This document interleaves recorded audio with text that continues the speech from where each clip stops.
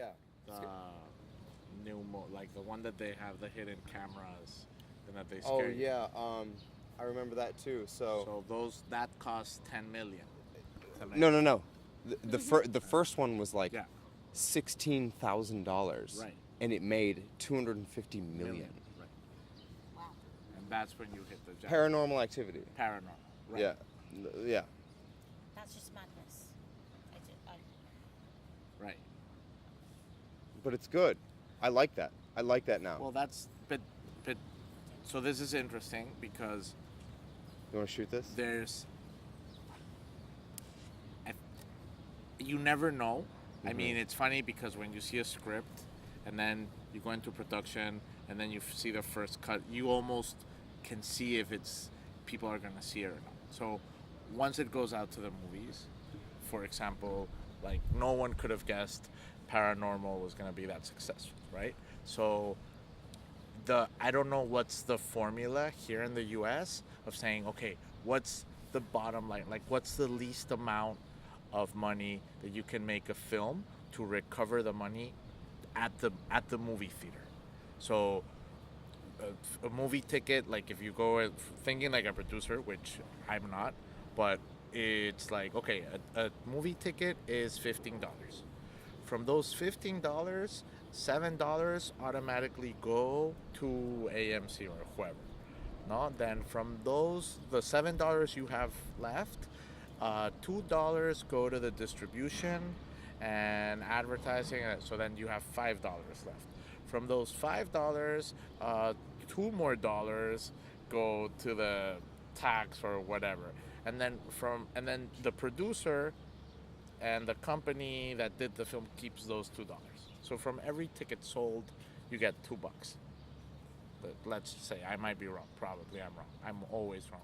For all intents and purposes. Yes, but what's interesting there is like, okay, how many tickets do you have to sell to recover your investment? So if you do this $16,000 film, and you know that in those 2 weeks that the cinema gives you, you're gonna recover it, and you're probably gonna make an extra cash to go take a little vacation. But when you do this film and it sells $200 million, and then you get all these distributions, and then everyone wants to do it, and then you have to make a part two and a part three, and then you go into the millions world. You lose.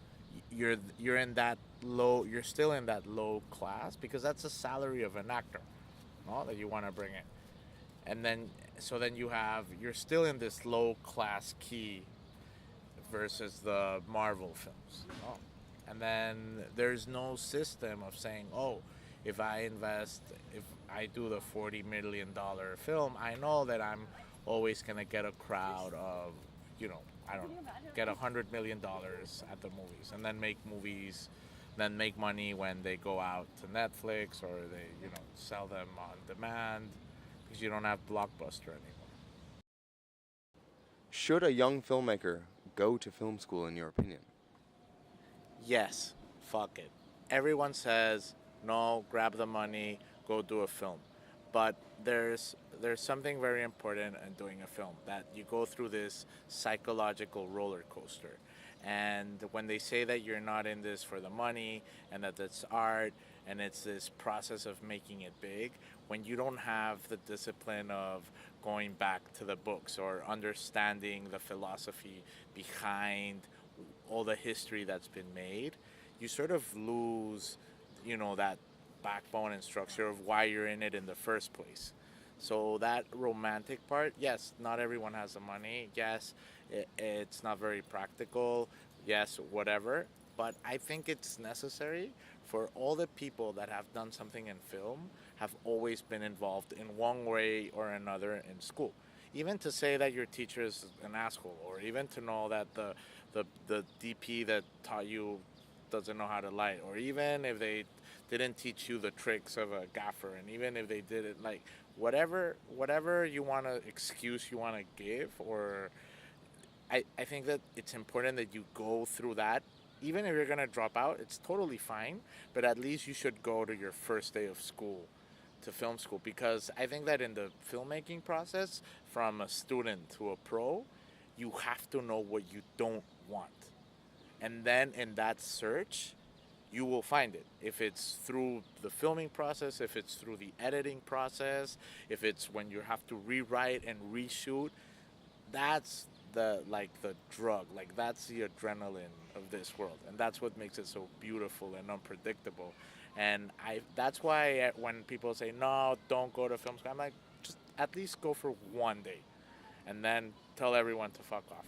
But do it once, because you need to respond and you need to react against the the lovers and the theorists and the the all the literature behind film versus the doers. Because then if you just become a doer, the probability, and I don't want to open a can of worms, is that you always like who's born and says, oh, I just want to be a crew at a film, I just want to drive the bus, I just want to do this. I mean, unless you're catering, or that you have a very specific role, everyone's shooting for something else. And at the end, it's almost you don't want to leave the media, because there's no other better feeling on earth than being on a set. So you don't want to leave that. But your options have been reduced from being around the camera. That you weren't prepared, you didn't prepare yourself, so now you have to give a step back, and then you're not prepared to be in the gaffer crew, then you're not prepared to, so you end up being a PA, or you end up being a driver, and then that's where you sort of start getting all this negative feedback of how the filmmaking world doesn't give opportunity. No, it does, and that's why it's so beautiful, because it's independent, but at the same time it's such a group thing, that if you don't understand the theory or the process that you go through, that you'll never be okay. Like I love seeing crews, or that's why the best teams are crews that work together all over the world, and they travel and they stick together, because everyone knows their role. And the process they've gone through, it's not just because you did it in your first film. It's because that's sort of what they accepted and what they want to do. And I feel that someone that doesn't start off, even with reading a book, I mean, not necessarily having to go, they'll never get what their role is or what they have to do in a set to make this magic happen. I'm sorry for the quote, magic. As an ad man, how did you benefit from going to film school? I think it was good to understand the filmmaking process, because a lot of creatives, once they sell the idea, they don't understand the production value. So they get frustrated with seeing all these people coming in, and they feel that their idea is being diluted, when at the end of the day there's all these people that have different kinds of skill sets, and what they're trying to do is to produce and make something better than a storyboard.